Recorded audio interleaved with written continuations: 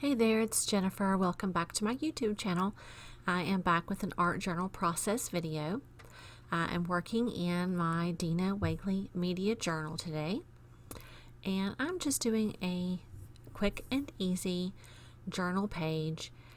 Nothing too complicated.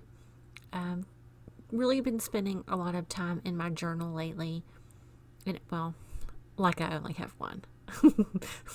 Let's be honest, right? I have multiples, but I've been working in my journals a lot. And, we're stuck in the house like everybody else with quarantine. And it's given me a lot of time to be creative.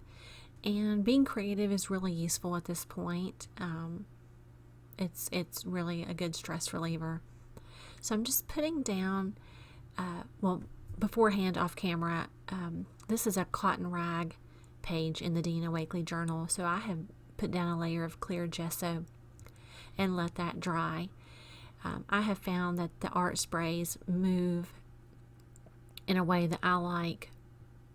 They don't seep through into the paper as quickly with the gesso down, and I like to play around with the art sprays and see what types of organic looking backgrounds I can create.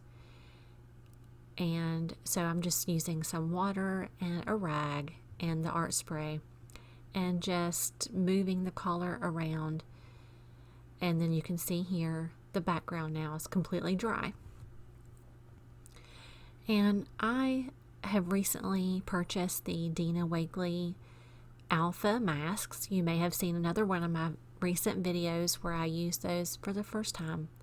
And I'm pulling those back out and putting the word yes down on the left hand side, and then I will respray over the letters to get more depth of color. And you can see the spray, it's really coming out with some force, and so I had to move my letters back over and putting down a nice bit of color. And I don't have those nifty little tweezer things. I need a pair. I'm just using a tiny brush and using that to help me lift off hopefully without smearing. And you'll see here, I did smear a little, but the nice thing is that spray is still very wet. And with that dry brush, I can go in and pick up some of the droplets of that art spray and clean up the lines a little bit. It doesn't have to be perfect, but it does look a little better with those large blobs cleaned up off of there. So now I'll just take the last letter off.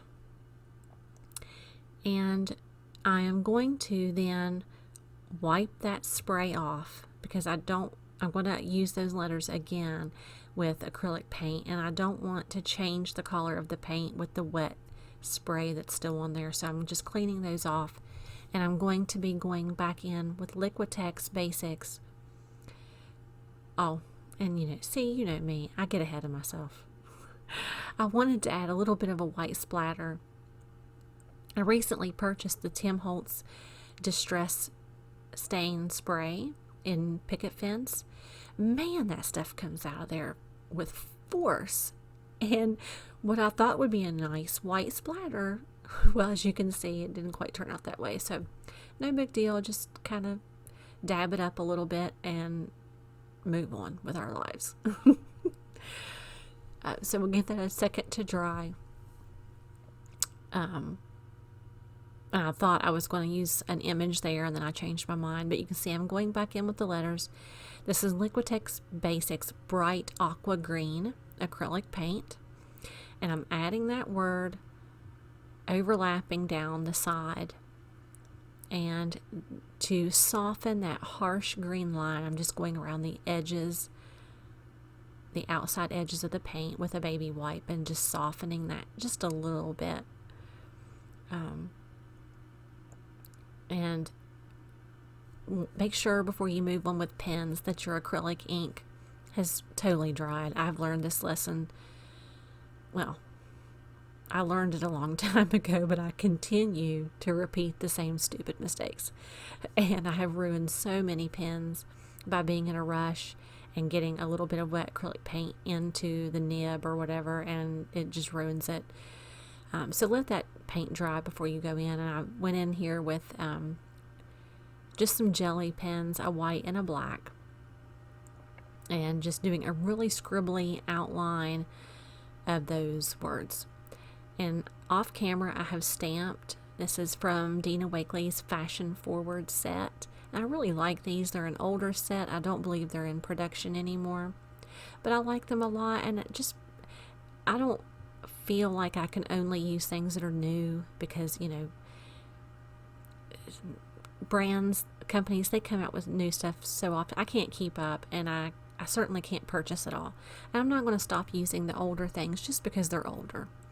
So I just stamped that onto some white thick copy paper, just computer paper, with acrylic or archival black archival ink. And I'm going in with a stencil, and you'll see I put down the green and then I go back over it with purple.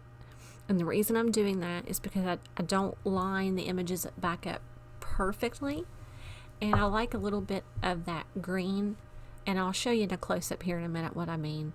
A little bit of the green still comes out around the edges of the purple. It's just a little bit of an interesting texture and detail. It's a small detail, and some people may not even notice it's there, but I think it just ties the colors in.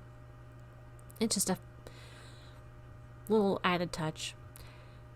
So I am putting some score tape on the back of my stamped image, and for some reason I'm doing that off camera. And then I'm going in now with a Posca Pen white, and I'm adding just some dots through that word to give the background, or the inside of those letters, I mean, a little something extra. It helps the word to pop, and that's just a quick and easy way to do that, just with a little bit of paint from a paint pen. So there's a good close-up for you. So here is the stamped image, and I'm just going to mess around with it and try to see exactly where I want her to sit. I'm not going to overcomplicate this page by adding a bunch of extra zhuzh. If you've been watching, Dina Wakley has been doing the daily demonstrations on the Art of Dina Wakley Facebook page. Man, they have been really informative. If you're not watching them, they are saved to the Facebook page. Go back and watch. I'm learning a lot, and I've been practicing and really trying to take the things that she says to heart, about overdoing, how to add the collage bits, how to create a focal image. There's just so much good content there, and I've really been trying in my pages to exercise some of those. So I'm keeping it simple, adding my stamped image down, and then I'm going to go in with a little bit of two different of Dina's washi tapes, and I'm going to overlap, and that's one thing Dina talks about a lot, is overlapping pieces, and going back in with one. It's sort of like scribbled words on washi. Those are both by Dina Wakley. And then I'm just going to add a sticker. This is from one of the Tim Holtz sets, and I'm small talk, maybe something like that. I'm just going to pick one out and add it onto that washi tape area to kind of keep that focal all together. And that's pretty much it. If you watch my videos much, you'll have seen recently a collage video, and another one here in this white journal. One was called collage, and one was complementary background or something like that.